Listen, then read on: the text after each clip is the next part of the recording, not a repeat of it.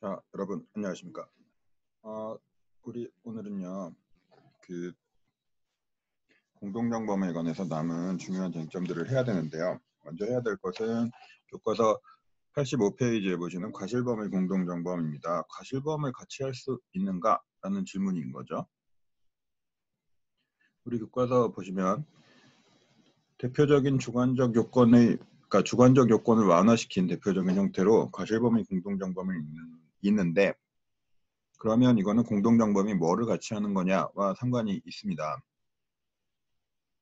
지난번에 잠깐 설명했었던 범죄 공동설 같으면 범죄를 같이 해야 되는 거고, 범죄를 같이 하겠다는 생각이 있어야 되니까 과실범의 공동정범은 있을 수 없다라고 설명하는데,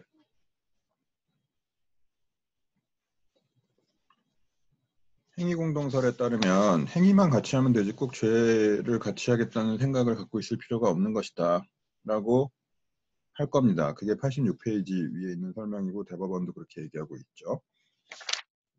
만약에 과실범의 공동정범을 인정하지 않으면 어떻게 되는 거냐, 그러면은 우리 동시범 규정에 관한 형법 19조가 적용되는데, 과실범은 미수범 처벌 규정이 보통 없기 때문에, 그러면 이제 결과는 발생했지만 각각이 무죄가 되는 상황이 발생한다는 문제가 있다고 보통 설명합니다. 자, 그런데 그럼 과실범의 공동정범을 대법원이 인정했던 사안들이 뭐가 있나를 일단 보면,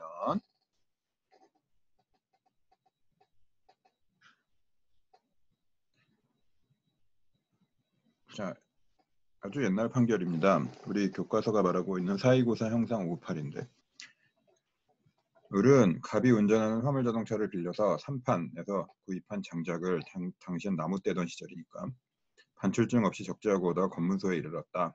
아주 옛날에는 차에 조수도 같이 타고 다녔습니다. 혹시 뭐 시동도 꺼지면 돌려야 되고 뭐 그랬거든요. 근데 경찰이 그 손전등을 들고 정지 신호를 하기를 해서 운전자가 정차를 하려고 하니까 그러니까 을은 말하자면 이 장작을 산 사람인 거죠. 근데 그냥 가자라고 말을 했고, 을은 나랑 내용의 갑은 달렸습니다. 근데 사실 경찰이 이미 검문하려고 화물자동차에 매달려 있는 상황이었는데, 자동차가 속도를 내자 떨어져서 뒷바퀴에 끼었고 결국 죽었다. 어떡할 거냐는 것이었는데, 자, 당시 1심 법원은 갑을 모두 공동정범으로 처벌하였고 업무상과실치사죄를 적용했습니다. 당시에는 뺑소니에 관한 처벌 조문이 없었어요. 그래서 업무상과실치사가 문제가 되었는데, 지금도 뺑소니로 처벌하려면 일단 업무상과실치사로 출발해야 된다는 거는 그때 우리가 배웠습니다. 자, 2심 법원은 과실범에서 운전수나 조수가 아닌 피고인, 그러니까 지금 옆에 탄 동승자잖아요, 을 공동정범으로 기소할 자체가 부당하다라고 얘기했고, 피고인에게 인식 있는 과실도 인정할 수 없다라고 판단하면서 무죄라고 했습니다. 대법원은 뭐라고 그랬냐면, 자, 공동하여 죄를 범한 때는 고의범이든 과실범이든 불문한다.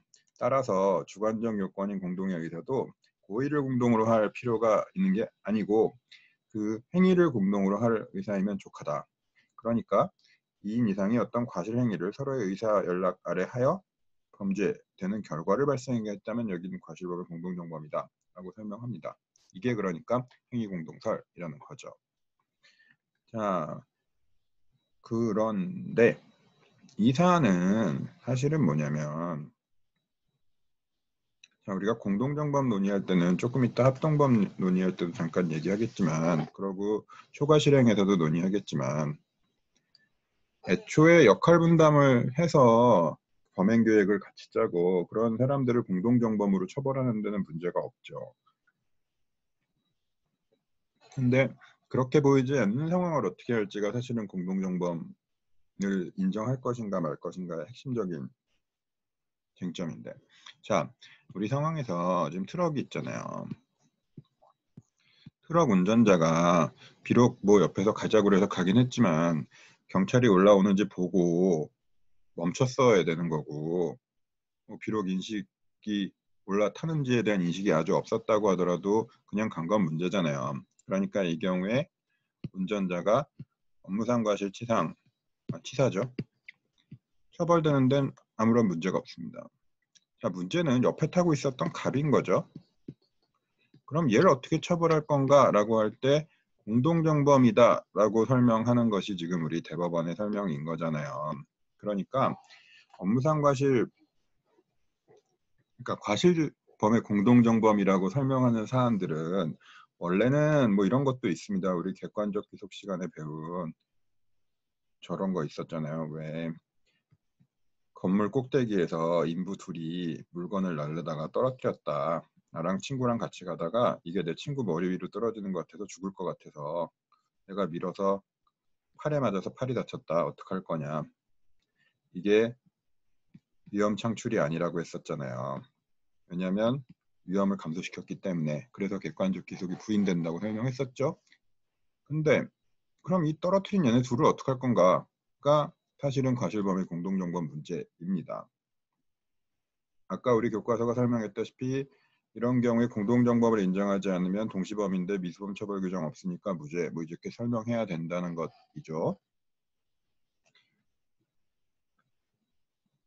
이게 원래 과실범의 공동정범의 사안들인데 대법원이 다루고 있었던 우리 아까 그 사안이라든지 아니면 열차가 후진을 해야 되는데 후진하는 기관사가 있었고 감독하는 기관사가 따로 있었는데 감독하는 기관사가 졸았다라든지 이런 사건들은 다 어떤 특징을 갖고 있냐면 원래 하나가 과실범으로 처벌되는데 옆에 다른 사람, 아까 같으면 동승자, 아까 같으면 그 지휘하는 다른 열차 운전자를 기관사를 공동정범으로 묶어서 처벌할 수 있느냐가 문제가 되었던 사안들입니다. 자, 그런데요. 이런 사안들을 대법원은 그래 공동정범이야 왜 행위를 같이 하면 되니까 라고 설명했었는데 그렇지 않은 사안들이 조금 이제 발생하기 시작했습니다. 왜냐하면 거기 우리 86페이지에 보시는 뭐 우암 상가 아파트 화재 붕괴 사고 이거는 1980년대 초반에 있었던 사안인 것이죠. 그러고 나서 다들 아시겠지만 성수대교가 갑자기 휙 다리가 뚝 쪼개져가지고 이만큼 휙 떨어졌잖아요. 그때 한 30명 정도 죽었거든요. 그러고 삼풍백화점이 갑자기 무너졌습니다. 자, 이런 사안들은 우리가 아까 얘기했었던 그 대법원이 애초에 과실범의 공동정범을 인정하기 시작한 사안들하고 조금 다른데 왜냐하면 자 우리 조금 이따 보겠지만 성수대교 사건을 생각해 보세요. 가령 성수대교를 지으려고 한다면 설계를 해야 되고요. 시공을 해야 되고요. 그러고 나서 시공이 잘 됐는지 감리를 해야 되고요. 그 다음에 도로의 유지 보수를 해야 되잖아요. 얘네들이 다 잘 이루어지면 문제가 없습니다. 그리고 혹시 얘가 문제가 있었다고 하더라도 시공할 때 설계가 문제가 있는데 라고 해서 설계를 수정하고 하면 되는 거고 시공을 대충 했다고 하더라도 검사를 제대로 했으면 상관이 없는 것이고 검사를 했는데 대충 넘어갔다고 하더라도 그 후에 유지보수하면서 문제를 발견했다면 그때 수정했어도 되는 겁니다.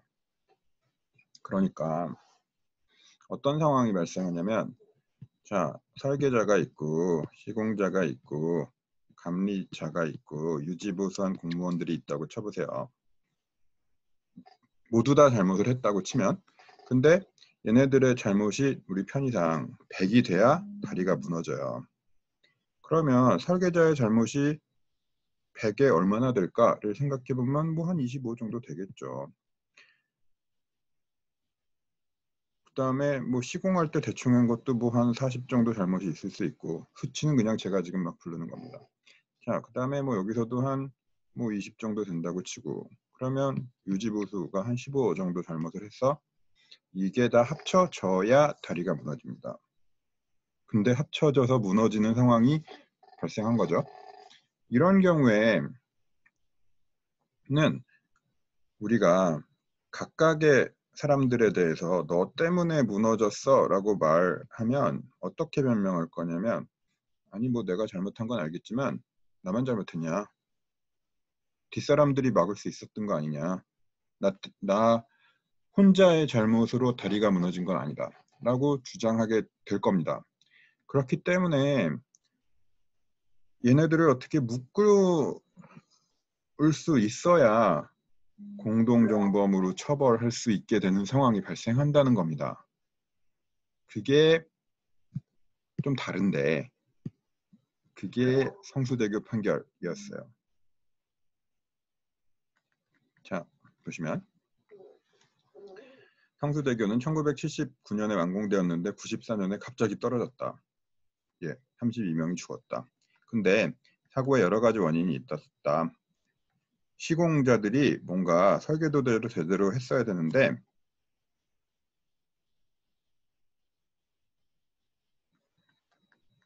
설계도에도 약간의 문제가 있었다는 거죠. 원래 수직제 상하의 X자 표시 이렇게 용접을 이렇게 했어야 되는데 그건 뭐 보면 알 수 있는데 대충 하였다.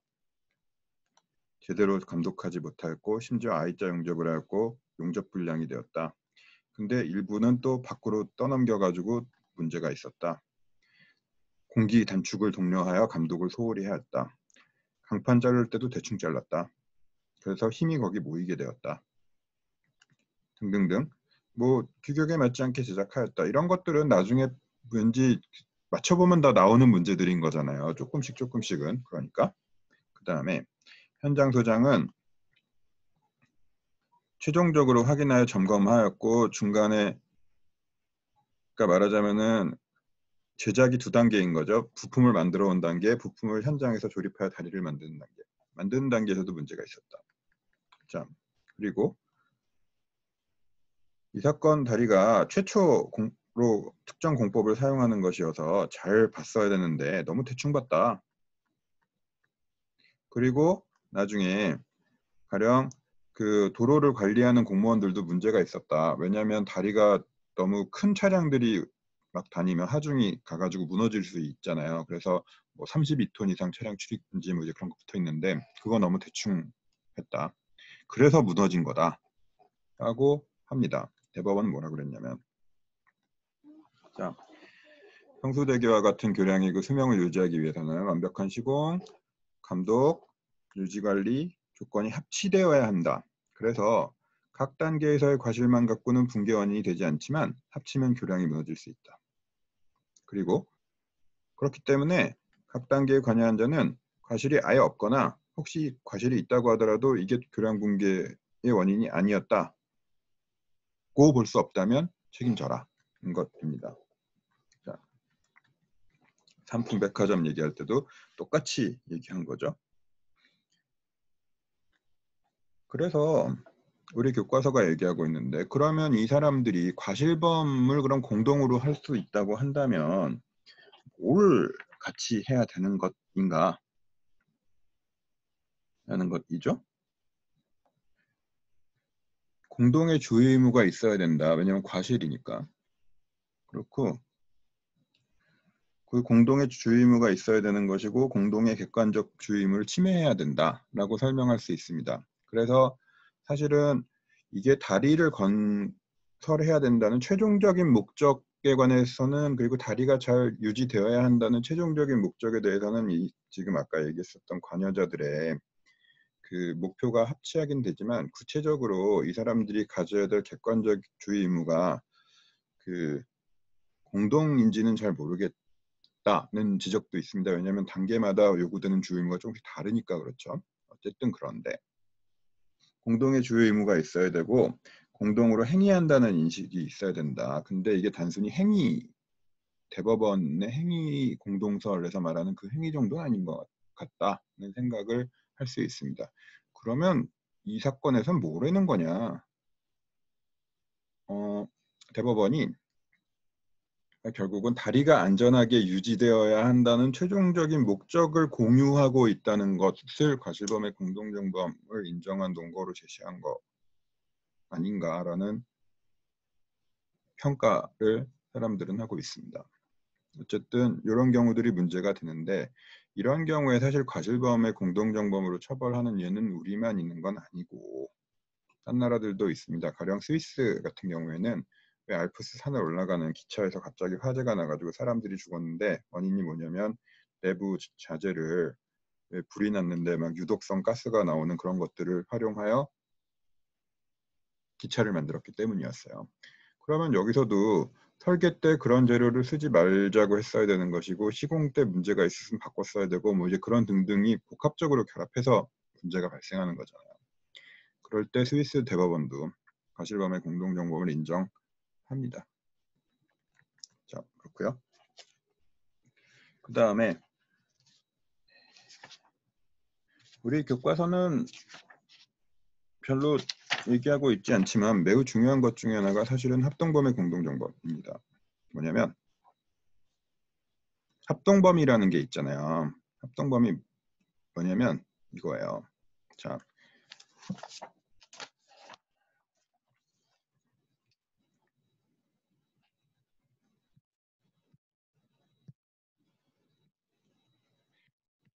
우리 절도죄를 보면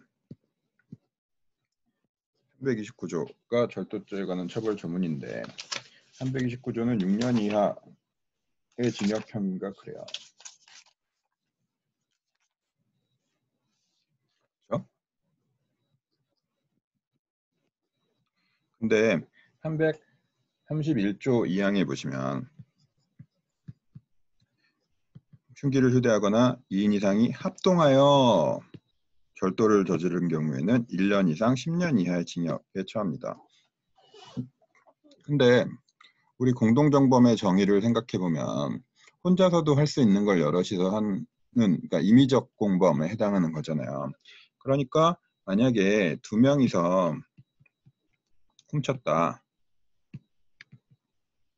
라고 하면 그때 A, B가 그럼 얘네들은 절도죄 공동정범으로 처벌되는 겁니다. 그러면 사실은 얘네들 각각에는 6년 이하의 징역형이란 법정형이 적용될 것이고 이 사람들을 처벌할 때 우리는 공소장이라든지 그런 데는 적용법조를 판결에는 적용법조를 명시해야 되니까 써야 되는 조문은 절도죄에 관한 처벌 조문하고 너네 공동정범이니까 30조가 될 겁니다. 그런데 2명 이상이 절도를 저질렀다고 하더라도 각각을 정범으로 처벌하면 된다는 게 공동정범의 생각이고 그러니까 329조가 적용될 거 아니겠어요. 그런데 방금 말씀드렸던 331조 2항은 합동해서 하면 1년 이상 10년 이하의 징역으로 처벌하라고 하고 있는데 이게 329조보다 높은 겁니다. 그렇잖아요. 6년 이하보단 당연히 1년 이상 10년 이하가 높은 거죠. 그럼 도대체 여기서 합동은 뭐냐라는 얘기를 해야 되는데 여러 가지 논의가 있지만 기본적으로는 간단히 정리하면 이렇습니다. 자, A, B가 합동해서 만약에 물건을 훔쳤다라고 하려면 어떻게 해야 되냐면 얘네들은 같이 하기로 했는데 실제로 같이 한 행태가 뭐냐면 시간적, 장소적으로 결합되어 있어야 됩니다.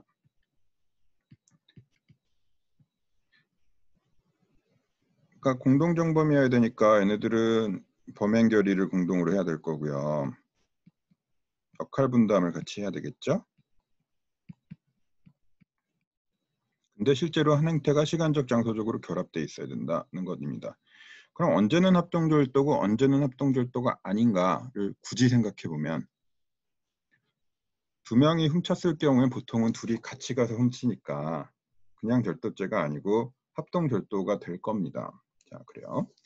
그런데 예를 들어서 A는 망을 보고 B는 들어가서 훔치는 사안, 이것도 전형적인 공동정범 사안이잖아요. 그런데 이 집이 너무 큰 거예요. 아주 큰 단독주택인 거죠. 그래서 A는 집 밖에서 망을 보고 있고 주인이 언제 올지 모르니까 B는 한참 들어가서 뭐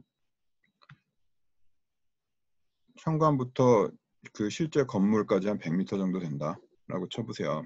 그러면 이 집에 들어가서 훔쳐야 되잖아요. 집 안에. 그럼 이때는 얘네들은 시간적, 장소적 결합이 있다고 볼 수가 없습니다. 그럼 얘네들은 그럴 때는 합동절도가 아니고 그냥 절도죄 공동정범이 된다고 설명하죠. 그래서 합동범은 일단 공동정범이면서 시간적, 장소적으로 있어야 되는데 이것을 현장설이라고 합니다. 범죄 현장에서 같이 해야 된다는 거죠. 네. 이게 말하자면은 일반적인 절도의 공동정범보다 플러스 알파인 거죠. 플러스 알파가 있어야 우리는 이 가중된 처벌을 정당화할 수 있습니다. 자, 그런 사안이 뭔가를 보시면, 자, 갑은 삐끼주자 및 지배인으로 피해자를 때려서 신용카드를 강취하고 신용카드의 비밀번호를 알아냈다. 그러니까 이거죠. 안 먹은 술병 같은 거 막 밀어넣다가 그 손님한테 걸렸더니 아이씨 뭐 그러면서 막 겁줘가지고 신용카드 뺏었다는 거잖아요. 그 다음에 신용카드를 뺏은 다음에 어떻게 했냐면, 자, 을병정은 신용카드를 이용하여 서울의 한 편의점 강남구 삼성동에서 있었던 사건이야. 이건 473만 원을 뽑았다. 근데 갑은 피해자를 감시하고 있었다. 어떡할 거냐. 자, 이 사안은 어떻게 해결하는 거냐면 되게 전형적인 사안인데, 자, 일단 갑이 한 게 뭐냐면 신용카드를 뺏었잖아요. 신용카드 강도한 거죠. 신용카드도 물건이기 때문에 신용카드를 강도할 수 있습니다. 그러고 나서 얘네들이 한 건 뭐냐면 나머지 3명이 을병정이 또 나왔으니까 얘네들이 현금 자동 지급기 가가지고 이걸로 돈을 뽑은 거잖아요. 근데 대법원은 이걸 어떻게 설명하냐면 이럴 때는 신용카드에 대한 강도죄와 현금에 대한 절도죄가 성립한다고 설명합니다. 그러니까 그냥 뭉뚱그려서 보면 결국 카드 뺏은 게 473만 원 뽑으려고 뺏은 거니까 473만 원 강도한 거 아니야? 라고 생각할 수 있지만 대법원은 그렇게 보지 않습니다. 자, 어쨌든 그래서 이거는 그럼 누구 돈을 훔친 건가요? 라고 하면은 ATM기 관리자의 점유를 침해한 절도라고 대법원은 설명해요. 그런데 자, 그렇다면 자, 얘네 셋은 지금 여기 ATM기 앞에 쭈루루 가가지고 같이 뽑은 거 아니겠어요? 그러니까 훔친 건데 시간적, 장소적 결합이 돼 있잖아요. 그러니까 얘네 셋은 뭘로 처벌되는 거냐면 우리가 아까 봤었던 331조 2항으로 처벌됩니다. 그쵸? 근데 갑은 일단 신용카드 강도를 저지른 건 맞는데 얘가 지금 피해자를 감시하고 있었으니 ATM기 옆에 같이 가진 않은 거잖아요. 그러면 얘를 그 현금 절도로 어떻게 엮을 수는 없을까? 라고 생각을 한 겁니다. 예전에는 이런 경우에는 현장에 있었던 사람만 합동절도라고 설명했거든요. 그건 맞습니다. 지금도 현장에 있는 사람만 합동절도를 저지를 수 있는 거죠. 왜냐하면 시간적, 장소적 결합이 돼야 331조 2항의 요건이 충족되니까. 근데 저 판결에서 대법원은 뭐라 그랬냐면, 자, 좋다. 얘네 셋이 합동절도인 건 맞는데 그럼 갑은 어떻게 된다는 거냐? 이거를 공동정범으로 저지른 것이다 라고 설명합니다. 차이가 뭐냐면 아까 왜 우리 적용법조에 관한 이야기를 하고 있었잖아요. 그래서 이럴 때는 을하고 병하고 정에 대한 처벌 조문은 아까 우리가 얘기했었던 합동절도에 대한 331조 2항이면 됩니다. 딱 하나만 있으면 돼요. 왜냐하면 그 조문이 2인 이상이 합동하여 훔친 경우에 대한 규율을 하고 있잖아요. 근데 갑은 현장에 없었으니 331조 2항만 갖고는 안 되는데 공동정범으로 저지른 거니까 요 두 개의 조문을 합치면 갑도 요 행위를 공동정범으로 저지른 거야 라고 설명하는 것입니다. 자, 볼까요? 주관적 요건으로 2인 이상의 범인의 공모, 객관적 요건으로 현장에서의 실행행위의 분담, 실행행위는 시간적, 장소적 협동관계가 있음을 요한다. 제가 설명한 내용이죠. 그 다음에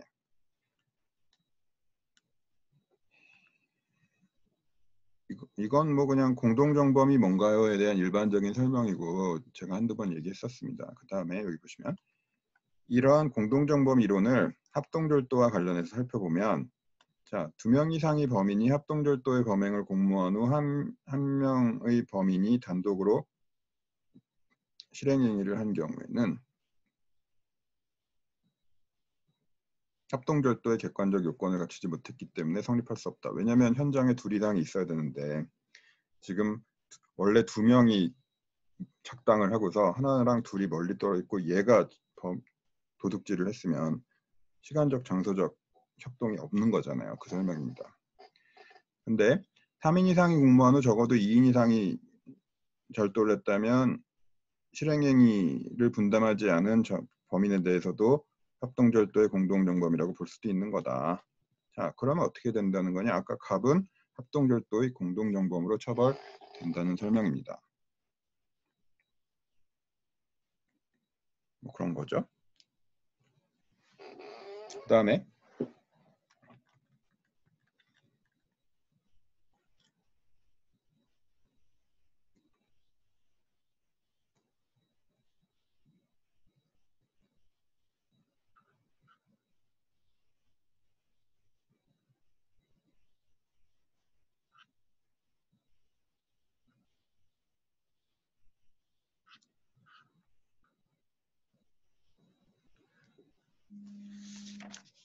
우리가 조금 더 설명해야 될 것 중에 하나는 우리가 승계적 공동정범에서도 설명한 거긴 하지만 공동정범이라는 게 도대체 언제까지 될 수 있는가라는 질문을 사실은 조금 해볼 필요가 있습니다.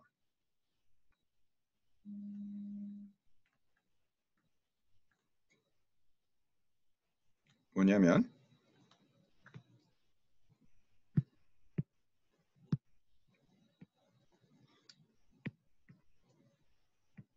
자, 역할 분담을 하는 거고, 그쵸? 한 명이 시작하면 몽땅 다 시작하는 것이고, 그러니까 그 행위를 뭔가 나눠서 하면 되는 거고, 실제로 가령 공모공동정범에서 본 것처럼 별로 그 객관적 행위를 하지 않은 것처럼 보이지만 기능적 행위 지배를 했다고 평가할 수 있는 경우가 있다라는 설명을 했잖아요. 자, 그러면 어쨌거나 그래서 범행이 끝나면 원칙적으로는 더 이상 그 뒤에 붙은 애들은 가담할 수 없는 겁니다. 가담했다고 하더라도 이때는 방조범이나 되는 거지 공동정범은 안 된다고 봐야 되겠죠. 범행이 끝났으니까. 자, 그래서 우리 요 문제와 관련해서는 예전에 미수범에서 배웠었던 종료 혹은 완료 개념을 생각해 볼 수 있는데 가령 일단 범행이 끝나면 더 이상 그 다른 사람이 개입했다고 하더라도 공동정범인 될 수 없는 거고 그러니까 방조범만 될 수 있는 게 원칙인 거죠. 그 훔친 물건을 얘가 날르고 있는데 내가 도와주는 것도 방조니까 그건 되죠. 정범은 아니죠. 그 대신 도와준 사람은.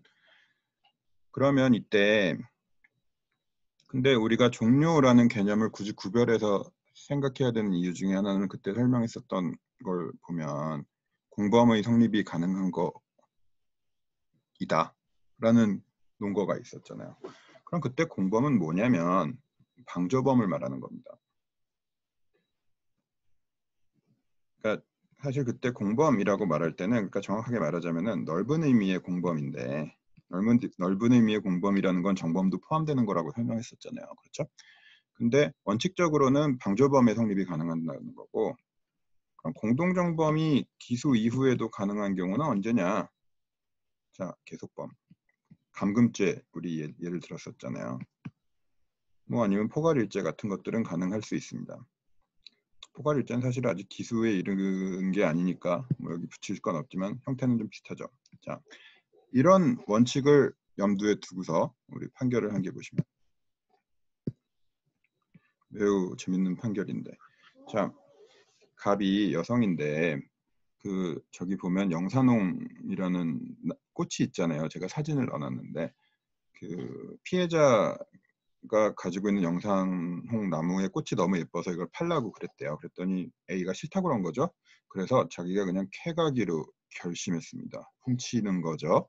보면 자 또렌토를 세워놓고 영산홍 한 그루를 캤다. 근데 좀 컸다. 그래서 혼자 옮기긴 좀 어려워서 남편한테 상황을 얘기하고 좀 와서 도와달라고 부탁을 해가지고 둘이 낑낑대면서 나르고 있었는데 주인한테 걸려가지고 둘 다 잡혔다. 어떡할 거냐. 사안입니다. 자, 이런 사안은 결국은 아까 우리가 얘기했었던 일반 원칙을 그 해결의 실마리로 해서 출발해야 되는데, 그러면 어떤 범죄가 기수인지 미수인지는 그 개별 조문의 해석에 따른 거고, 그럼 여기서는 훔치는 거니까 훔치는 건 언제 기수인가요? 라는 질문을 해야 되겠죠. 근데 한두 번 설명드렸지만 이게 절도라는 거는 원래 소유자의 점유를 빼앗는 거라서 보통은 이렇게 설명합니다. 작은 물건 같으면 내가 점유를 취득하면 바로 절도인 거죠. 그러니까 제가 이 펜이 너무 갖고 싶어요. 그러면은 이거를 내가 주머니에 쓱 집어넣으면 이미 절도죄가 성립하는 거지, 내가 그 물건이 있던 자리에서 튀어서 도망가야 절도죄가 성립하는 게 아닙니다. 근데 큰 물건은 조금 다르죠. 큰 물건은 뭐 예를 들어서 제가 우리 강의실에 있는 전자칠판이 너무 마음에 들어서, 그럴 리는 없지만 그걸 훔치고 싶다 라고 한다면 그거는 뭐 연결을 끊고 그 강의실에서 빼서 좀 옮겨야 절도죄가 성립합니다. 그러니까 좀 어느 정도의 장소 이전이 필요한데, 만약에 우리의 영산홍이 지금 좀 크잖아요. 뭐 1m 50이고 밑에 흙도 다 달려 있었고, 그러니까 그렇다면 여기에 해당하는 거 아닌가라는 생각을 할 수 있잖아요. 그러면 지금 아직 자동차의 식구 떠나지 못했으니까 기수에 이르지 못한 거죠. 근데 그러면 지금 우리 문제에서의 남편은 여기에 개입한 거죠. 그러면 둘 다 공동정범으로 처벌해야 되는 거 아닌가라는 생각이 듭니다. 대법원은 뭐라 그랬냐면,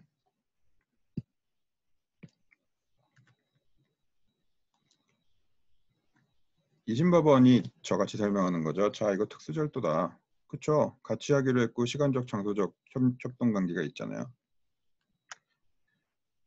대법원은 뭐라 그랬냐면, 임목을 절취하기 위해서 캐낸 때에는 이미 소유자의 임목에 대한 점유가 침해되어 기수에 이른 것이다. 운반하거나 반출하는 등의 행위는 필요하지 않다. 라고 판단했습니다. 뭐 근거가 없는 건 아니었는데, 그 보면 산림자원의 조성 및 관리에 관한 법률이라는 게 있어요. 거기 보시면 산림에서 그 산물을 절취한 자는 7년 이하의 징역에 처하고요. 이거는 그러니까 절도죄 특별법인 거죠. 형량이 더 높으니까. 그리고 미수범도 처벌하는데, 이 조문은 어떻게 이해하냐면 묘목도 포함한다고 돼 있기 때문에 그 대법원이 말한 것처럼 뽑았을 때 기수에 이른다고 설명합니다. 왜냐하면 그러니까 산에 이제 묘목을 쫙 심어놨는데 누가 밤중에 트럭을 싣고 와가지고 쑥 뽑아가면 그게 절도잖아요.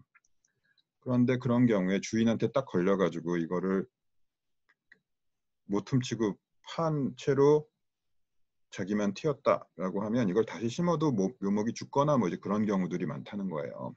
그렇기 때문에 묘목 같은 경우에는 아까 우리 대법원이 설명한 것처럼 뽑았을 때 이미 기수다라고 설명한다는 겁니다. 그렇긴 한데 이게 과연 그런 사안인가 잘 모르겠어요. 그래서 아까 우리가 설명했었던 일반 원칙에 따라서 해결하는 게 맞는 것 같은데, 그러면 그건 이거고 공동정범인 거고 사실은 합동절도 아닌가라고 생각이 든다는 거죠.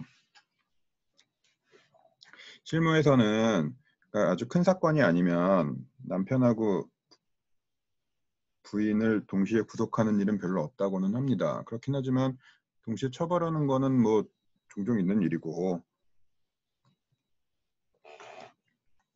아까 특수절도라면 우리가 아까 봤었던 살림 어쩌고보다 형량도 높고, 그런데 왜 그랬을까 잘 모르겠어요.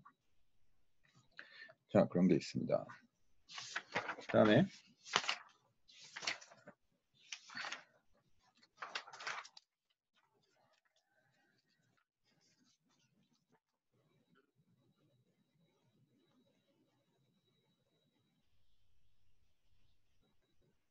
관련된 문제들을 조금만 더 보면, 부작위범의 공동정범이 됩니다. 우리가 예전에 부작위범 배울 때 가령 백화점에서 짝퉁을 파는 거를 옆에서 알면서 가만 놔두면 방조범이야 라는 얘기를 하고 있었죠. 공동정범도 되긴 되는데, 자, 사안은 피부관리회사의 직원들이고 각 지점의 실장님들인데 원래 신고를 했어야 된대요. 근데 신고 없이 하다가 걸린 건데 공중위생관리법에 보면 신고해야 된다라고 돼 있고 신고를 하지 아니한 자를 처벌한다고 돼 있습니다. 그러면 조문의 구조로 봤을 때 진정부작위범인 거죠. 문헌설. 네. 대법원은 뭐라고 그랬냐면, 자, 부작위범의 공동정범은 다수의 부작위범에게 공통된 의무가 부여되어 있고 의무를 공통으로 이행할 수 있을 때에만 성립한다라고 설명합니다. 결론은 뭐냐면, 자, 여기서 신고 의무는 누가 갖고 있느냐? 회사의 사장님이다 라는 거예요. 그러니까 실장님들이 신고 의무가 없는데 어떻게 공동정범이 되냐? 안 된다는 판결입니다. 자, 그 다음에 결과적 가중범의 공동정범. 이건 뭐냐면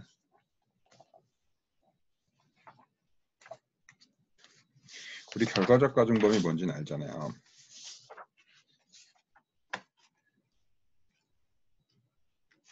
그걸 공동으로 저지를 수 있는가? 뭐 있다고 설명합니다. 뭐 있는 건 맞는데 요건에 관한 설명이 좀 이상해서 한번 볼 필요가 있는데 대법원은 뭐라 그러냐면, 자, 사안은 이거죠.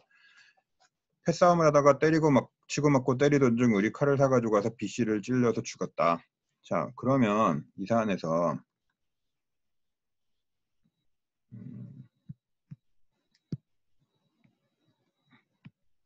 을은 자, 뭐 죽일 생각은 없었어요 라고 했다고 하더라도 상해치산 될 거 아니겠어요. 상해치사죄로 처벌되겠죠?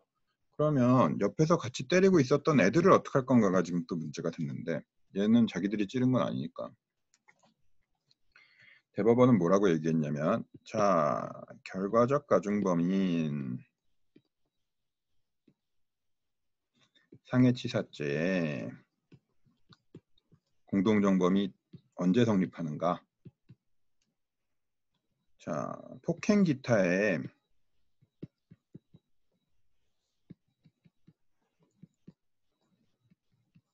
를 공동으로 할 의사가 있으면 된다. 근데 결과를 공동으로 할 의사는 필요 없다. 그러니까 다른 공범자가 그 결과, 그러니까 피해자들의 사망에 대한 인식이 없다고 하더라도 상해치사죄의 책임이 없다고 할 수는 없다고 설명합니다. 그러니까 갑 등도 상해치사죄의 공동정범으로 처벌하겠다는 건데 결론은 맞는데 설명이 좀 이상합니다. 자, 우리 만약에 갑이 상해치사죄의 공동정범이다라고 하려면 이렇게 돼야 되는 거잖아요. 결과적 가중범이니까 기본범죄를 같이 하겠다는 생각이 있었다. 자, 같이 아까 치고받고 때리고 있었으니까 상해의 고인이 있었겠죠. 그리고 중한 결과 사망에 대해서는 예견 가능성이 있어야 한다라고 설명해야 되는 거 아니겠어요. 그게 우리가 결과적 가중범에서 배운 내용이잖아요. 학자들은 다 이렇게 설명합니다. 근데 대법원의 요 말만 보면 일단 상해를 하겠다는 생각도 필요 없는 것처럼 보이잖아요. 폭행 기타 신체 행위를 공동으로 할 의사라고 하고 있어서 말이 안 됩니다. 이거는 사실은 일본식의 설명인데 우리는 상해 고의, 상해죄랑 폭행죄가 분명히 구별되고 있고 폭행치상하고 상해는 처벌만 똑같지만 출발점이 다르잖아요. 근데 일본은 그렇지가 않거든요. 그래서 상해죄 고의에 관한 설명을 이런 식으로 하는데 일본에서는 우리는 분명히 상해치사면 상해의 고의를 갖고 시작해야 되는 거잖아요. 그래서 되게 이상해요. 첫 번째. 두 번째. 자, 결과에 대한 예견 가능성이 있으면 되는 거죠. 당연히 고의까지는 필요 없는 거죠. 왜냐하면 결과적 가중범이고 과실의 내용이 예견 가능성이었으니까. 그럼 이건 도대체 뭘 말하는 건가? 뭐 죽일 생각까지는 필요 없었다라고 말하는 거라면 뭐 그거야 뭐 이거랑 학설의 설명하고 크게 다르지 않지만 이 설명은 되게 모호해서 뭔 소린지 모르겠어요. 그래서 사실은 학자들의 설명이 조금 더 간단합니다. 간단하고 이치에 맞는 설명을 따르는 게 맞죠. 대법원의 설명이라고 무조건 따를 필요는 없으니까요. 자, 그 다음에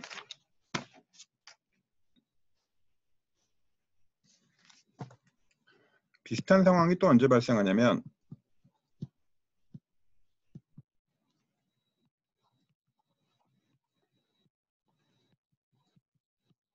공동정범의 과잉 또는 초과 실행이라고 하는 문제가 있습니다.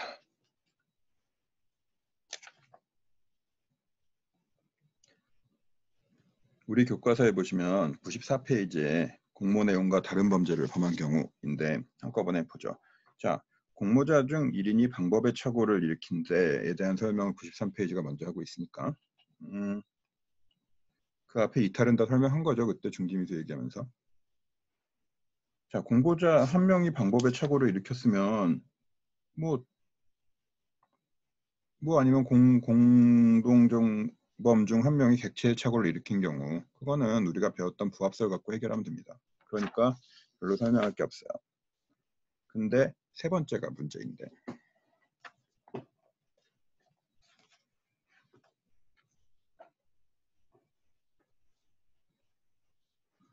이 경우에 제일 간단하게 하는 방법은 뭐냐면 그러니까 초과 실행이라고 하고 있었잖아요. 그러니까 지금 여기 보면 다른 범죄를 범하고 있었다라고 하는 거니까 제일 쉬운 해결 방법은 이겁니다. 자, 우리 애초에 하기로 한 공동의 범행 결의가 뭔지를 봅시다.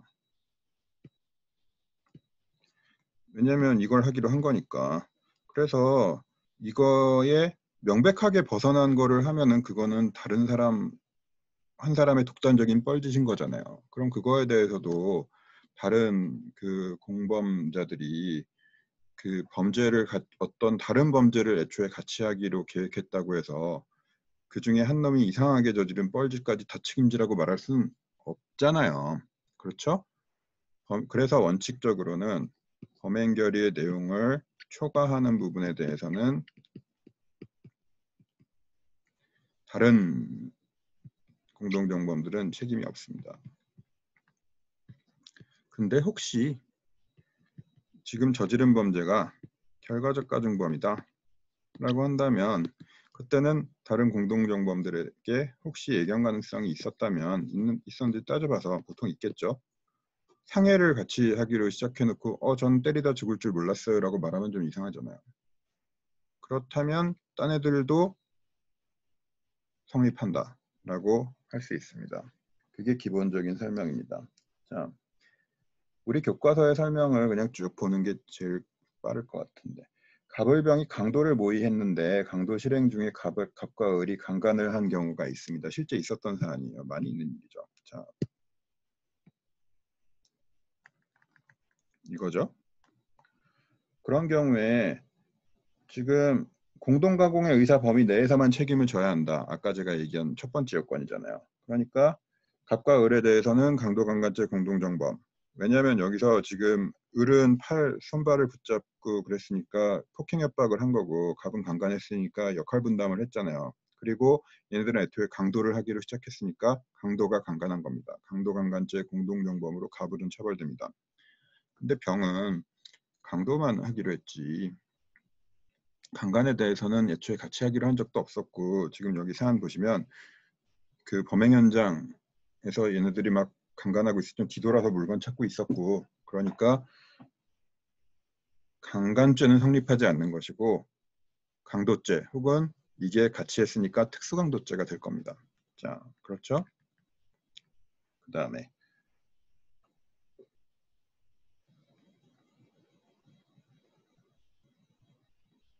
그런 경우에는 애초에 그 하기로 했었던 범죄랑 실제로 한 범죄가 질적인 차이가 있는 거죠. 강도랑 강간은 다른 거니까. 근데 두 번째, 갑과 을이 상해를 공모하는데 갑이 피해자를 살해한 경우 그런 경우에는 공모 내용과 중첩되는 부분에서만 책임을 지는 것이다. 자, 그러니까 갑은 그 경우엔 살인죄가 되는 거고 을은 상해죄가 되는 거고 뭐 과소실행의 경우에는 그건 생각해 보면 됩니다.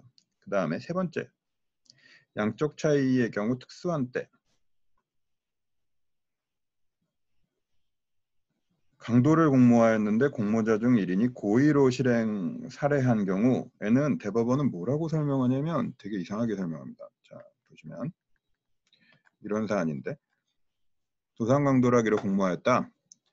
근데 을은 차 안에서 망을 보고 있었고 병은 갑하고 같이 내렸는데 칼을 가지고 있는 거는 갑이었다. 그러니까 칼을 갖고 있다고 해서 이게 꼭 그 피해자를 죽이겠다는 합의가 애초에 공동정범 사이에 있었다고 볼 수는 없습니다. 왜냐하면 칼을 들이대고 너 안 하면 죽어라고 해서 물건을 빼앗아야 되는 거니까 이건 강도를 하겠다는 거죠. 특수강도, 흉기유대 강도가 있으니까요. 우리.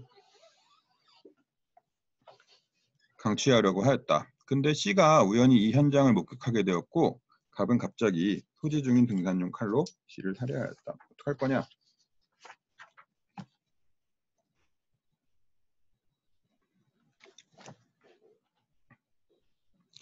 대법원은 뭐라고 얘기하냐면 갑은 강도살인죄가 성립한다. 자, 그렇고요. 다른 사람들은 결과 발생을 예상할 수 있었으니 강도치사죄가 성립한다. 강도치사죄라는 결과적 가중범 주문도 있으니까요. 뭐 그렇게 얘기합니다. 거기까지는 이해할 수 있어요, 우리가. 뭐 그 얘기 맞죠? 별로 틀렸다고 할 수 없는데. 대법원이 가끔 가다가 어떤 식의 이상한 판단을 하냐면 자, 그러면 결국 얘네가 애초에 뭘 하기로 시작했나가 문제가 되는 거잖아요. 근데 둘이 같이 자, 우리 절도를 하기로 합시다 라고 했어요. 그래서 훔쳐가지고 나오다가 주인한테 걸려가지고 서로 튀기 시작했어요. 그러다가 주인한테 붙잡히자 때리고 튀었고 물건을 빼앗기지 않기 위해서 B가 피해자가 상처를 입었다. 어떡할 거냐. 같으면 자, B는 이 경우에 체포를 면탈하기 위해서 피해자를 폭행했기 때문에 중강도가 됩니다. 중강도는 강도랑 똑같이 처벌하죠. 근데 강도가 상해를 입혔으니 강도상해가 된단 말이에요. 그건 뭐 그렇게 되죠. 조문이 그러니까. A를 어떡할 거냐와 관련해서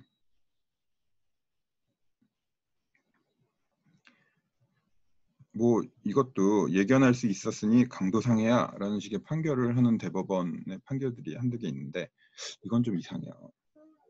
왜냐하면 공동의 범행 계획은 분명히 절도였지 강도가 아니었단 말이죠.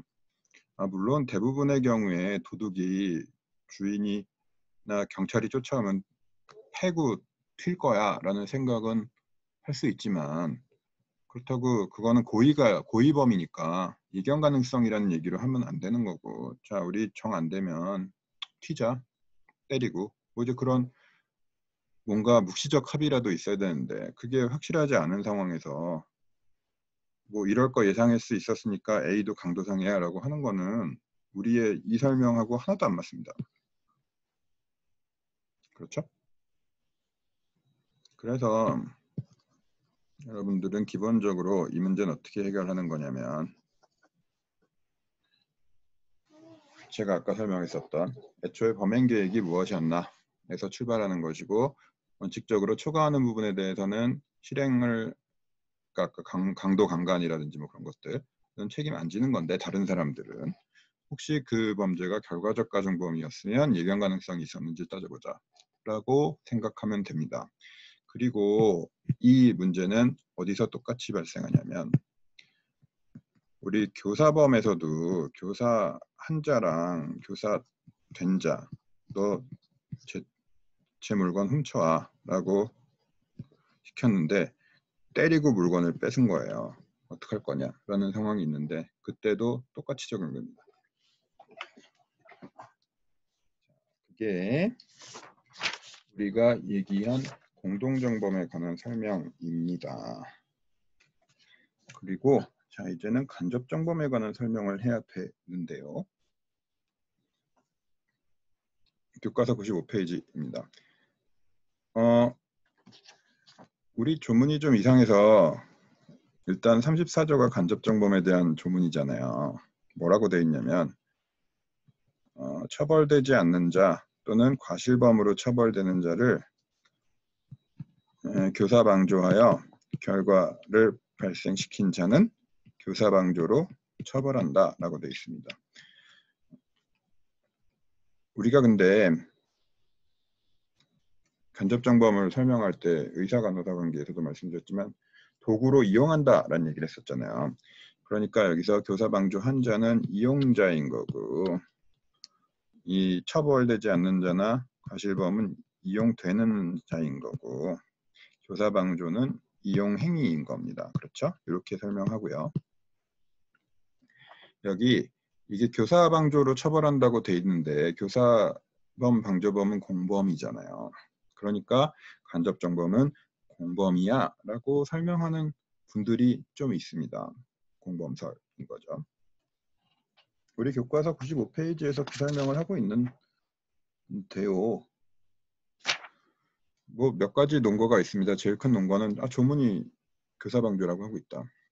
그 다음에 또 하나는 이게 사실 뭐랑 상관이 있냐면 우리 교과서 80페이지에서 잠깐 나오는 종속 형식하고 상관이 있습니다.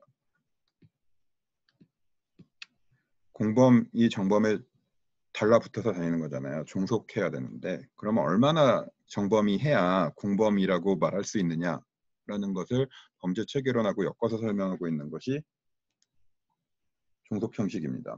자, 몇 가지 구별이 있는데 최소, 제한, 극단,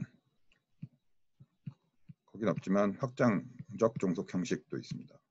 자, 설명이 뭐냐면 구성요건 해당성만 갖추면 공범은 성립한다 라고 설명하는 게 최소한의 종속 형식이고요.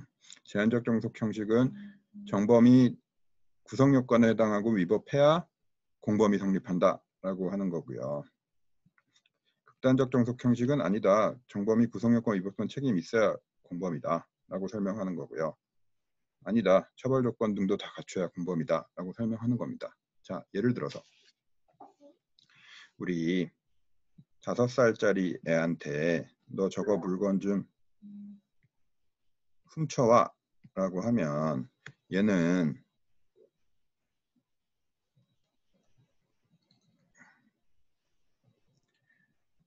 구성요건 해당성은 있고 위법성 조각 사유도 없잖아요. 그러니까 위법성도 충족했는데 책임 능력이 없어서 처벌되지 않는 거죠. 그렇죠?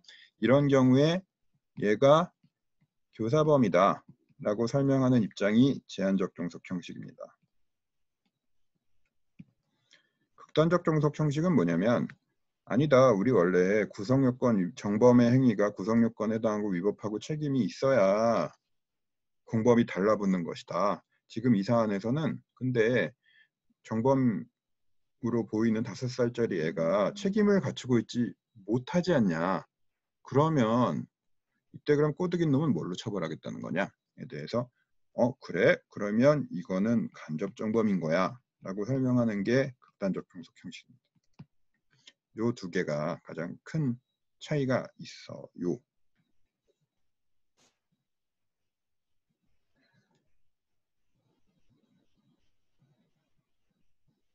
우리 교과서 그 설명을 하고 있죠. 뭐냐면 지금 다수설은 다 이겁니다. 왜냐하면 우리 책임주의의 원칙 중에 하나는 책임의 개별화다. 그러니까 책임이 있는지 여부는 각자 판단해야 되지 정범이 책임이 있는지 없는지에 공범이 왜 묶여야 되느냐라는 설명인 거죠. 근데 요 제한적 종속 형식이라는 게 그 법조문에 생긴 게 독일의 경우에는 1940년대 이후거든요. 근데 1943년까지 그랬다고 합니다. 예. 그전에는 사실 요거였던 것 같고 우리나라 조문도 요거처럼 보이는 것 같아요. 그래서 간접정범은 공범인 거예요. 뭐 이제 그런 식의 설명이 사실 여기 연결됩니다. 그래서 그 종속 형식의 구별은 사실 그러니까 교사범하고 간접정범을 어떻게 구별할 건가랑 좀 상관이 있는데 이 설명은 별로인 게 왜냐하면 우리는 정범인지 아닌지를 먼저 판단해야 되는 거잖아요. 근데 이거는 공범이 안 되면 간접정범이야 라고 하고 있는데 그래서 순서가 틀렸다는 겁니다. 그리고 책임 개별화에도 맞지 않고요. 그 다음에 또 공범설의 아주 큰 문제는 뭐냐면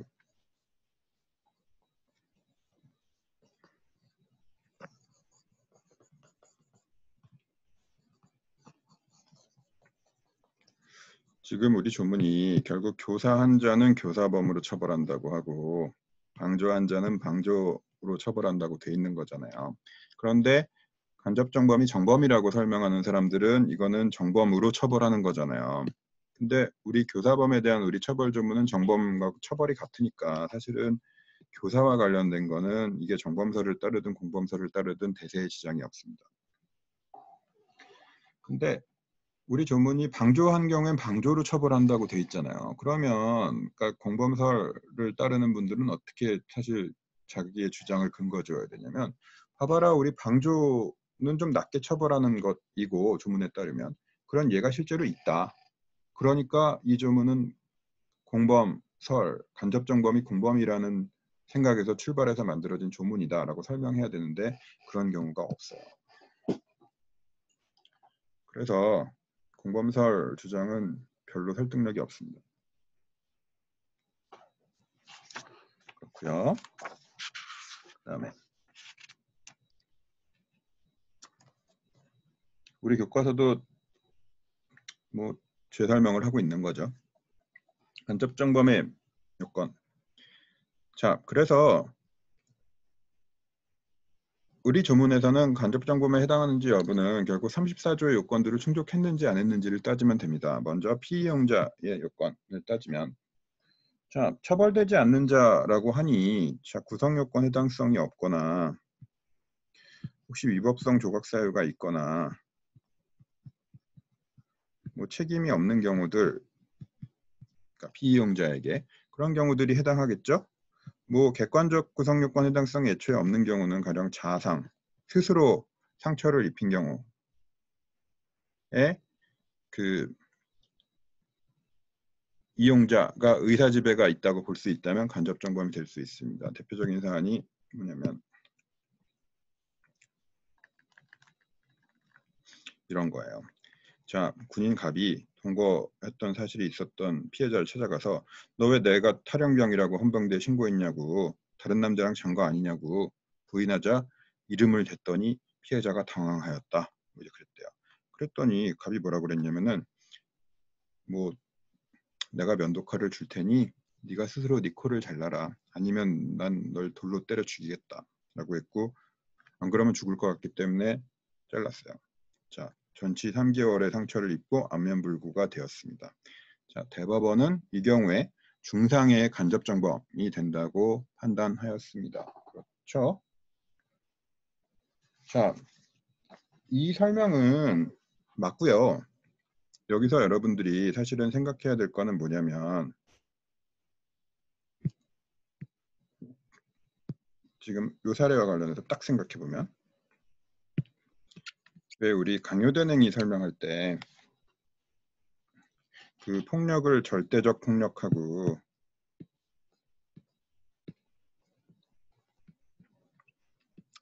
강제적 폭력으로 구별했었잖아요. 그래서 절대적 폭력은 이미 행위가 아니라는 등 뭐지 그런 얘기 했었죠.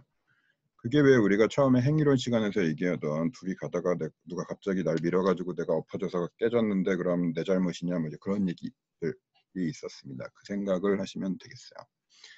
자, 보통은 주관적인 구성 요건 해당성이 없는 경우들인데 대표적인 경우는 고의가 없는 경우입니다.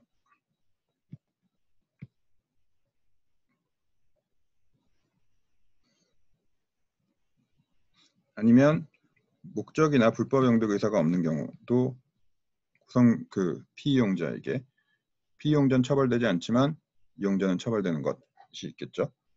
뭐 대표적인 상황 불법 용도 의사가 없는 경우. 자, 내가 시켰어요. 쟤한테. 뭐냐면 저기 지금 누가 갖고 있는 물건 있다. 근데 그게 사실은 내가 맡겨준 거니까 그거 네가 가서 들고 오면 돼. 라고 해가지고 B가 들고 왔어요. 근데 사실은 그건 A 물건이 아니었어요. 그럼 A는 훔친 거잖아요. 불법 용도 의사가 없죠. 네. 고의도 없고. 네. 이런 것들이 있습니다. 아니면 의사 간호사 관계에서 독약이 들어있는지 모르고 주사기를 들고 가는 간호사. 그다음에 위법성 조각 사유가 없는 경우에도 책임이 그러니까 그 피이용자는 처벌되지 않을 거고요. 그렇죠?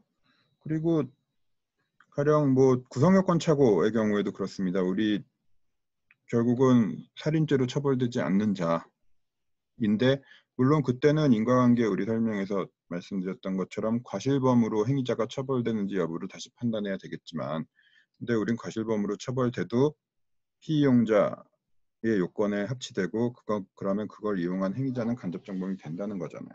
그렇죠? 그다음에 책임이 없는 경우도 있습니다. 대표적으로 아까 얘기했었던 책임무능력, 산, 아니면 금지착오.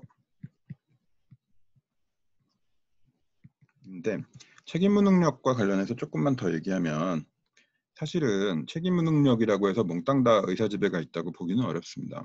그러니까 아까 얘기했다시피 5살짜리 애를 꼬드겨가지고 뭘 갖고 오라고 하면 얘는 아무것도 모르니까 나에겐 의사지배가 있는 거죠. 근데 가령 지금 꼬드긴 애가 13살짜리고 다 아는 애다. 그러면 이 경우에도 그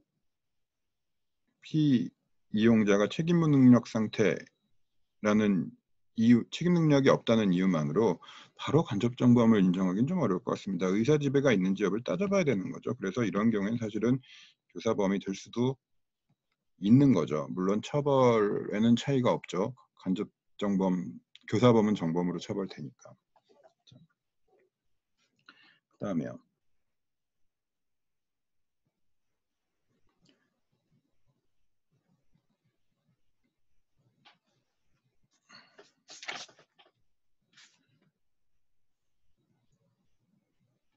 외국의 경우에는 피이용자가 처벌되는 경우에도, 왜 우리 베를린 장벽 사건에서도 얘기했다시피 이용자가 이용했다고 볼 수 있는 경우가 있다라고 설명하지만 우리 조문상 그건 안 됩니다. 처벌되지 않거나 과실범이어야 되는 거죠. 피이용자는. 그다음에 여기서 이용행위에 대해서는 교사방조라고 우리 조문을 쓰고 있지만 이건 그런 뜻이 아니고 사주한다 혹은 이용한다라고 그냥 생각합니다. 그래서 구체적인 상황에서 아까 얘기했었던 것처럼 의사지배가 있는지를 따져보고 있으면 이용행위다 라고 하면 되는 거죠. 그 다음에요.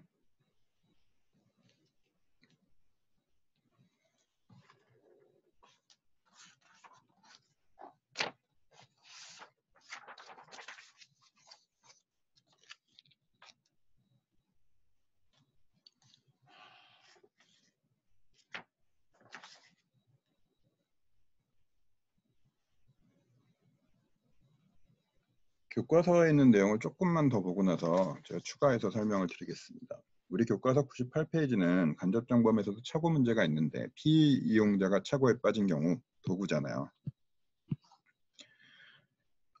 거기서는 뭐 보통은 거기 우리 설명 중에서 두 번째를 택합니다. 피이용자는 도구기 때문에 피이용자가 착오한 것은 방법의 착오이다. 방법의 착오면 어떻게 해결할지는 무슨 부합설을 따르느냐에 따라 달라지겠죠? 예, 그렇습니다. 그 다음에 피이용자가 피이용자의 성질에 대해서 착오하는 경우가 있습니다. 하나는 나는 얘가 분명히 책임 무능력자라고 생각했는데 사실은 책임 능력인 경우, 그렇죠?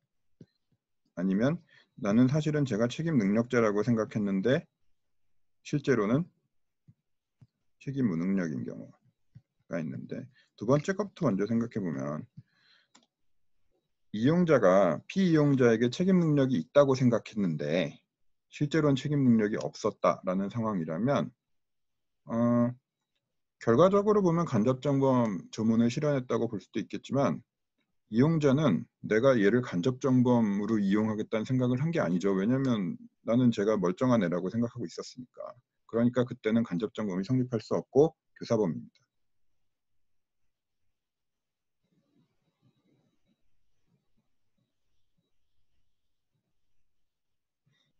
그 다음에 책임무능력 상태에 있다고 생각했다. 근데 실제로는 저놈이 멀쩡한 놈이었다 라고 한다면 나는 간접정범으로 쟤를 지배하고 싶었지만 나는 그걸 성공하지 못한 거잖아요. 그러니까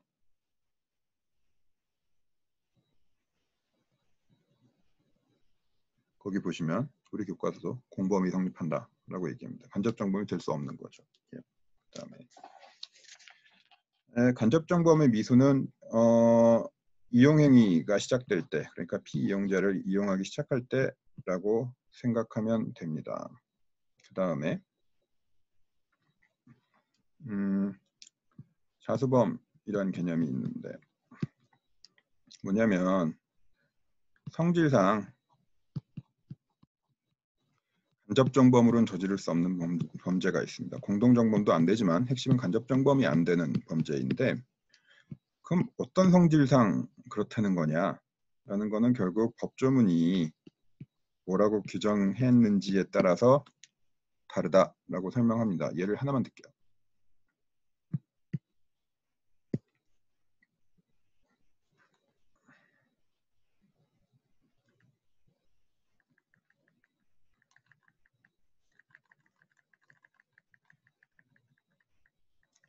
자, A는 수표 거래를 해왔다. 70만 원을 대여하며 할인하지 않는다는 조건으로 교부받았다. 근데 바로 제시하였고 은행에 지급 제시하였다. 뭐냐면 부정수표 단속법이라고 있어가지고 수표를 부도내면 처벌하는데요. 수표 부도라는 거는 원래 수표는 어떻게 하는 거냐면 은행하고 저기 보시는 것처럼 당좌 계약을 맺고 수표를 발행하는 거거든요. 그러면 이게 그 가령 7월 1일에 지급 제시되는 것이라고 한다면 나는 지금 통장에 돈이 없어도 7월 1일에 그 수표를 들고 있는 사람이 은행에 와서 자, 돈 주세요라고 할 때 그때만 통장에 돈이 있으면 되는 겁니다.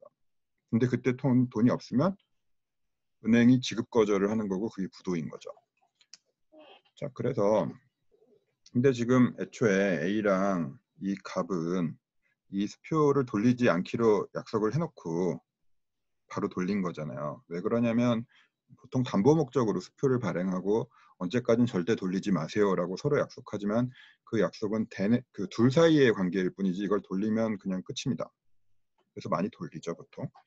그러면 이제 은행에서 우리 돈이 없는데 너 부도야 그랬더니 갑한 파트에 물어보겠죠. 얘가 너 왜 그러냐 이거 어떻게 된 거냐.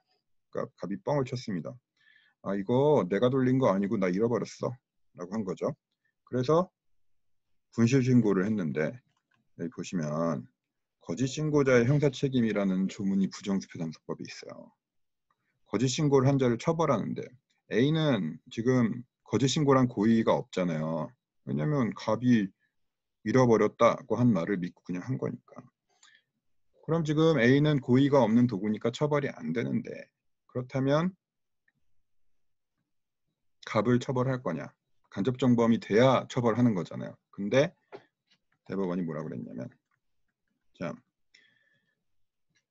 조문을 봤더니 발행인이 아닌 자는 허위신고에 고의 없는 발행인을 이용하여 간접정범의 형태로 허위신고죄를 범할 수 없다. 그러니까 어떤 조문이 자수범이면 간접정범이 될 수 없는데 그게 요 죄입니다. 자수범 얘기는 바로 또 하나 나옵니다. 최근에 아주 그 간접정범과 관련된 특이한 사건들이 한 2개가 있었는데 하나만 먼저 말씀드릴게요.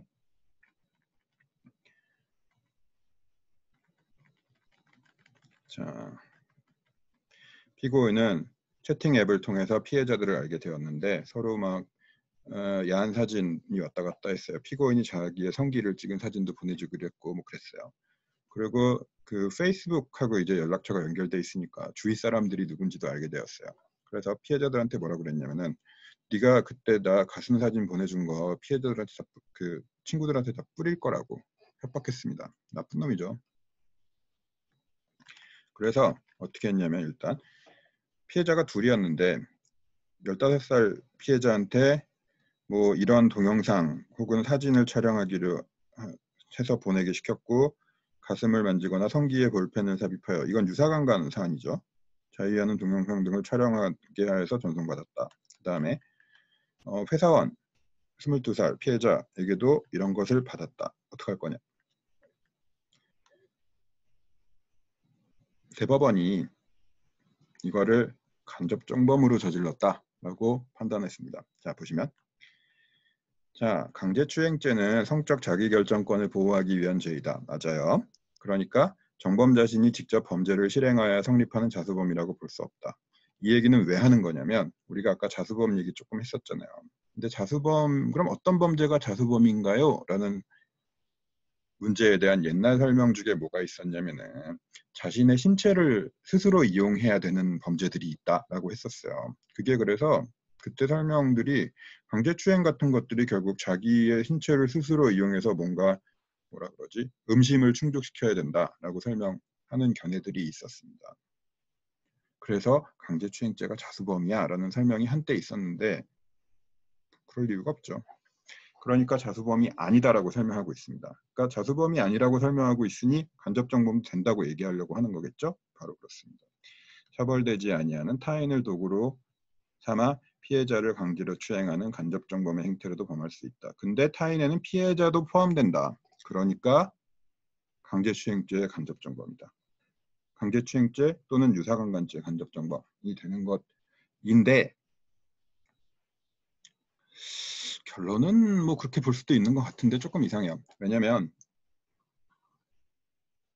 자, 간접정범으로도 범할 수 있다. 맞아요. 그건 조금 이따 또 최근에 아주 그 특이한 이상한 사건 하나 설명할 거니까 그때 얘기할 거지만 그게 간접정범이 된다고 하는 설명과 그런데 피해자가 도구가 될 수 있다는 설명이 바로 연결되는 게 아닙니다. 우리 아까 왜 너 내가 네 면도칼로 네 코를 스스로 자르지 않으면 내가 널 돌로 쳐 죽이겠어 라는 사안에서 보시면 그게 왜 간접정범이 되는 거냐면 스스로 한 것 같지만 아주 큰 협박이 있었던 거고 그래서 피해자가 스스로 했다는 행위로 볼 수 없어야 되는 거잖아요. 이 사안은 실제로 그렇게 볼 여지가 있습니다. 대법원이 예전에 그 협박만 갖고 강간이 된다고 한 사안에서도 그런 게 하나 있었거든요. 그러면 사실은 그 얘기가 여기 가운데쯤에 추가되어야 되는 거죠. 근데 그 판단이 별로 없어서 그냥 간접정범이면 피해자가 그냥 된다는 거냐 뭐 이제 뭐 그런 식의 이상한 오해를 살 여지가 좀 있습니다. 최근에 아주 특이한 또 하나 판결은 뭐냐면 이거예요. 그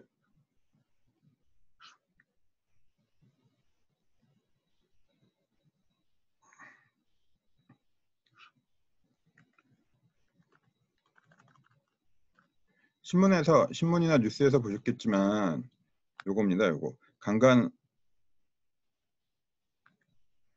상황극 미끼로 성폭행을 실행 유도하여 어쩌고 저쩌고. 그러니까 제가 행위자인데요. 제가 피해자 여성을 해코지하려고 생각을 했어요. 그래서 내가 피해자인 척 짜고 그 인터넷에 글을 올린 거잖아요. 아 저는 그 당하는 걸 좋아하는 여성이니까 언제 어디 와가지고 좀 해주세요.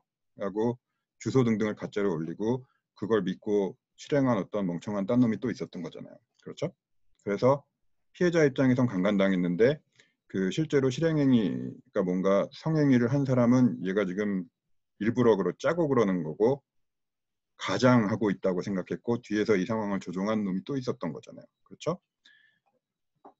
이 사안에 대한 1심 판결이 얼마 전에 나왔었는데 법원이 뭐라 그랬냐면 자 가운데 끼어서 성행위를 한 이놈은